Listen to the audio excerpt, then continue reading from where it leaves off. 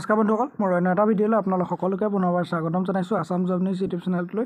এতিয়া কেইটামান জিকে বিষয়ে আলোচনা কৰিম, যিবিলাক আহিছিলে হায়াৰ ছেকেণ্ডেৰী লেভেলৰ পেপাৰখনত আহিছিলে আসাম ডাইৰেক্ট ৰিক্ৰুইটমেণ্টৰ, তাৰ বিষয়ে আলোচনা কৰিম। ভিডিঅ'টো সম্পূৰ্ণকৈ চাই থাকক। আহক পেপাৰখন আলোচনা কৰিছোঁ, কি প্ৰশ্ন আহিছিলে আপোনালোকে চাব পাৰে। উত্তৰসহ মই আপোনালোকক দেখাই দিম। এতিয়া আপোনালোকক 1 নম্বৰৰ পৰা আৰম্ভ কৰিছোঁ। প্ৰথম ইংলিছটো আপোনালোকে যদি চাবলৈ মন কৰে চাব পাৰে। অলিম্পিকৰ পতাকাখনত কোনটো ৰং অনুপস্থিত? উত্তৰটো হৈছে আপোনালোকৰ চিটো হৈছে উত্তৰ, বেঙুনীয়া ৰং। তাৰপিছত 2 নম্বৰ প্ৰশ্ন আহিব। পেৰুৰ ৰাজধানী চহৰখন কোনখন? মানে উত্তৰটো হৈছে আপোনালোকৰ লিমা। ডিটো শুদ্ধ উত্তৰ হ'ব। তাৰ পাছৰটো 3 নম্বৰটো প্ৰশ্ন। যদি আপোনালোকে ইংলিছটো চাব বিচাৰে চাব পাৰে। নেশ্যনেল ষ্টকছ এজেঞ্চি ক'ত অৱস্থিত? উত্তৰটো হৈছে আপোনালোকৰ মুম্বাইত অৱস্থিত, তাতে আছে নেশ্যনেল ষ্টক এজেঞ্চি। তাৰ পাছৰটো প্ৰশ্ন 4 নম্বৰ প্ৰশ্ন। এটা কম্পিউটাৰৰ পৰা আন এটা কম্পিউটাৰলৈ ফাইলসমূহ স্থানান্তৰিত কৰিবলৈ ব্যৱহাৰ হোৱা হাৰ্ডৱেৰ উপাদানটোৰ নিম্নলিখিত তালিকাৰ পৰা চিনাক্ত কৰা। ইয়াত আপোনালোকে দিয়া হৈছে BIOS দিয়া হৈছে। এইটো আপোনালোকৰ হাৰ্ডৱেৰ হৈছে, উত্তৰ হ'ব আপোনালোকৰ বিটো উত্তৰ শুদ্ধ উত্তৰ হ'ব। 5 নম্বৰটো প্ৰশ্ন। উত্তৰ ভাৰতৰ সিন্ধু গংগেয় সমতলভূমিক দক্ষিণ ভাৰত স্থিত দক্ষিণাত্য মালভূমিৰ পৰা পৃথক কৰা পৰ্বতমালাটি হৈছে, আপোনালোকৰ এইটো হ'ব বিটো শুদ্ধ উত্তৰ হ'ব, সাতপুৰা আৰু বিন্ধ্য পৰ্বতমালা। তাৰ পাছৰটো প্ৰশ্ন 6 নম্বৰ। নিম্নলিখিত নদীসমূহৰ কোনখন নদীৰ উৎপত্তি হিমালয়ৰ পৰা নহয়? এতিয়া আপোনালোকৰ শুদ্ধটো হৈছে আপোনালোকৰ সিন্ধু হ'ব, 1 নম্বৰটো শুদ্ধ উত্তৰ 1 নম্বৰ। তাৰ পাছৰটো প্ৰশ্ন 7 নম্বৰ প্ৰশ্ন। কিমান উষ্ণতা পানীৰ ঘনত্ব সৰ্বোচ্চ হয়? উত্তৰটো হৈছে আপোনালোকৰ 4 ঘনত্বত পানীৰ সৰ্বোচ্চ হয়। তাৰপিছত 100 ডিগ্ৰী চেলচিয়াছত আপোনালোকৰ পানী উতলে। সেইটো মন কৰিব আপোনালোকে ধুনীয়াকৈ। মই 8 নম্বৰ প্ৰশ্ন। সমাজ বিজ্ঞানৰ কোন শাখাত সম্পত্তিৰ উৎপাদন, বিতৰণ আৰু উপভোগ সম্পৰ্কীয় অধ্যয়ন কৰা হয়?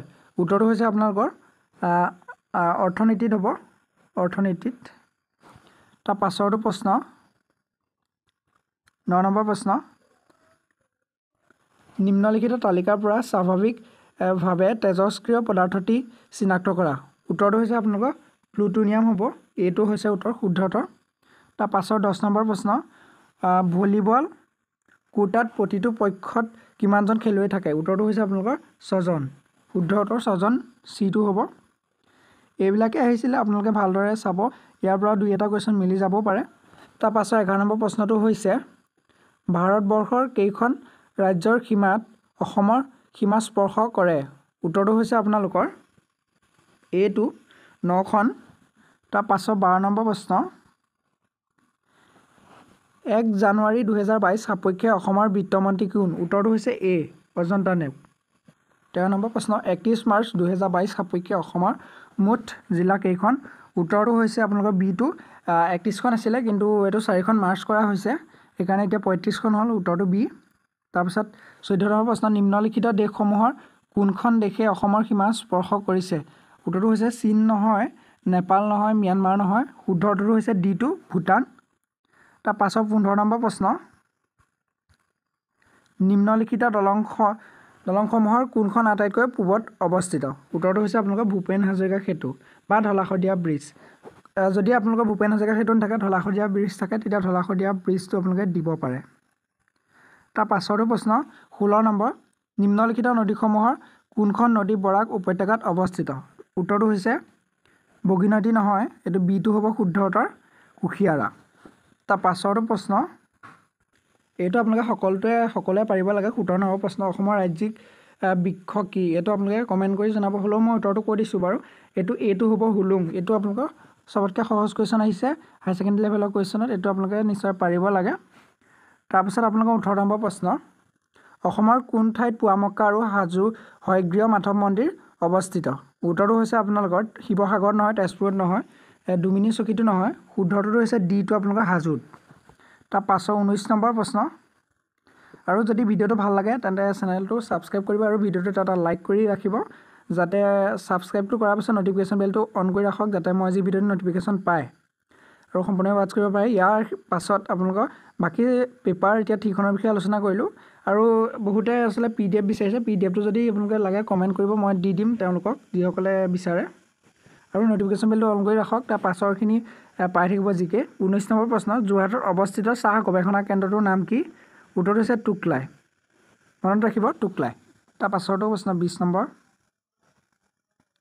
অসমৰ প্ৰথম অসমীয়া কথাছবি হৈছে ভাইটি নহয় ইন্দ্ৰমালতী নহয় শুদ্ধটো হৈছে সিটো জয়মতী এটা আপোনালোকে পাৰিব লাগে কিমান স্থানত এটো মানে হৈছিল এটো আপোনালোকে 1935 চনত এখন আৰম্ভ হৈছিল লিখিত প্ৰকাশ পাইছিল তাৰ পাছৰ প্ৰশ্ন 21 নম্বৰ চিৰাজ পাৰ্টি প্ৰতিষ্ঠা কৰা ব্যক্তিসকলৰ নাম কি শুদ্ধটো হৈছে আপোনালোকৰ ভগত সিং নহয় ৰাজগুৰু নহয় এটো নহয় বিটো নহয় সিটো নহয় শুদ্ধটো হৈছে মতিলাল নেহেৰু আৰু চিৰঞ্জন দাস তাৰ পাছৰটো প্ৰশ্ন 22 নম্বৰ প্ৰশ্ন ভাৰতীয় সংবিধানখনৰ কোনটো অনুচ্ছেদে ধৰ্ম জাতি বৰ্ণ লিংগ আৰু জন্মস্থান ভিত্তিক বৈষম্যৰ ওপৰত নিষেধ আৰোপ কৰে উত্তৰটো হৈছে আপোনালোকৰ 15 নম্বৰ অনুচ্ছেদ মনত ৰাখিব সিটো হ'ব 15 নম্বৰ অনুচ্ছেদ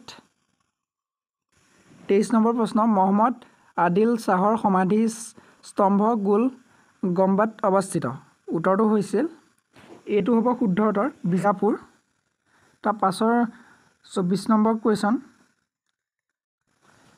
ভাৰতীয় অসামৰিক বিমান চলাচল মন্ত্ৰালয়ৰ উদ্যোগত হোৱা উডানত এই বৰ্ণটিৰ সম্পূৰ্ণ ৰূপ কি উত্তৰটো হৈছে আপোনালোকৰ আম উডানৰ সম্পূৰ্ণ নামটো হৈছে উৰে দেশ কা আম নাগৰিক সেইকাৰণে হ'ব আমটো আছে ইয়াত এই আখৰটো আম বুজাইছে এইটো আপোনালোকৰ হ'ব এইটো হ'ব শুদ্ধতৰ তাৰ পাছৰটো প্ৰশ্ন 25 নম্বৰ প্ৰশ্ন 10 লাখ টকাৰ বজাৰ মূল্যায়নৰ লক্ষ্যত উপনীত হোৱা প্ৰথম ভাৰতীয় কোম্পানীটো কি উত্তৰটো হৈছে আপোনালোকৰ এয়াৰচেল নহয় TCS নহয় উত্তৰটো হ'ব D2 ৰিলায়েন্স হ'ব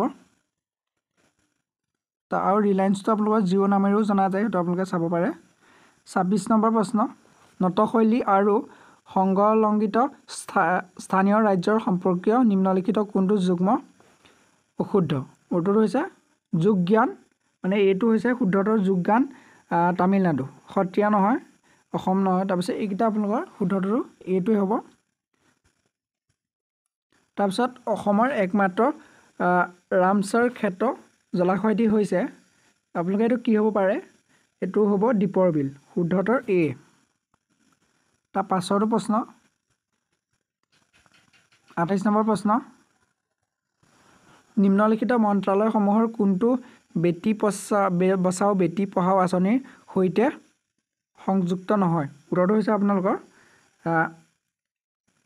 ডিটো হৈছে শুদ্ধ উত্তৰ মানৱ সম্পদ উন্নয়ন মন্ত্ৰালয় ডিটো শুদ্ধ উত্তৰ তাৰ পাছৰটো প্ৰশ্ন 29 নম্বৰ প্ৰশ্ন এটা আপোনালোকে জানিব লাগে অসম চিকিৎসা মহাবিদ্যালয় ক'ত অৱস্থিত এটা আপোনালোকে জানিব লাগে এইটো হৈছে শুদ্ধটো হৈছে ডি মানে ডিব্ৰুগড় তাৰ পাছৰটো হৈছে 30 নম্বৰ প্ৰশ্ন ভাৰত চৰকাৰৰ উদ্যোগত লোৱা মিছন ইন্দ্ৰধনুষ কি কাৰ্যৰ সৈতে জড়িত শুদ্ধটো হৈছে টিকাকৰণৰ সৈতে জড়িত এইটো তাৰ পাছৰটো প্ৰশ্ন ইয়াৰো আপোনালোকৰ মিলিব পাৰে কোনো চিন্তা কৰিব নালাগে ইয়াত আপোনালোকৰ ভাৰতৰ সংবিধান অনুচ্ছেদ 17ত কিহৰ বিলুপ্তিৰ কথা আলোচনা কৰিছে এইটো আপোনালোকে নিশ্চয় জানিব লাগে এইটো শুদ্ধটো হৈছে সিটো অস্পৃশ্যতাৰ বিষয়ে আলোচনা কৰা হৈছে 17 নম্বৰ অনুচ্ছেদ এতিয়া বৰ্তমান বিলুপ্তি হৈছে মই মোবাইলত কৰা আছে সেইকাৰণে অলপ অসুবিধা হৈছে তাৰ মই সৰি কৈছোঁ বেয়া নাপাব